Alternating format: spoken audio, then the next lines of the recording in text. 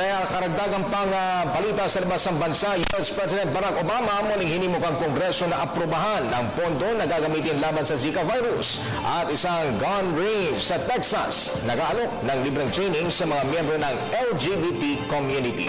Si Jade Miguel sa detalye.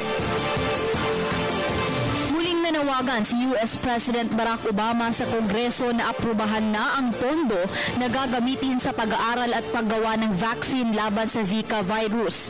Ayon kay Obama, magagawa lamang ng mga researcher ng mas maayos ang kanilang trabaho kung may sapat na pondo ang mga ito sa kanilang pag-aaral. Sinabi pa ni Obama na mas kailangan ring masuri ng mabuti ang mga bakuna para matiyak na ligtas at epektibo itong gagamitin ng mga tao. Giit pa nito, kinakailangan ng makagawa ng bakuna bago pa kumalat ang virus sa Estados Unidos. Matatanda ang nagsumite ng budget request si Obama sa Kongreso na nagkakahalaga ng $1.9 billion para labanan ang Zika virus. Umaasa naman si Obama na aaprubahan ito ng mga mambabatas bago pa man mag-leave ang mga ito para sa kanilang summer vacation.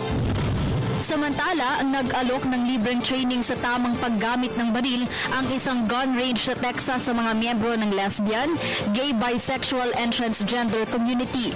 Ayon sa General Manager ng naturang gun range na si Jeff Sanford, layo nitong turuan ng LGBT community na ipagtanggol ang kanilang sarili sa anumang insidente. At para na rin hindi na muling maulit pa ang nangyaring pag-atake sa isang gay club sa Orlando, Florida, kung saan 49 na tao ang patay.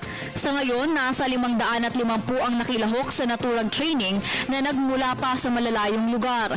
Tiniyak naman ni Sanford na walang dapat igabahala ang mga ito sa sino mang maaaring maghusga sa kanila sa klase dahil anya napapalibutan naman sila ng mga mabubuting tao.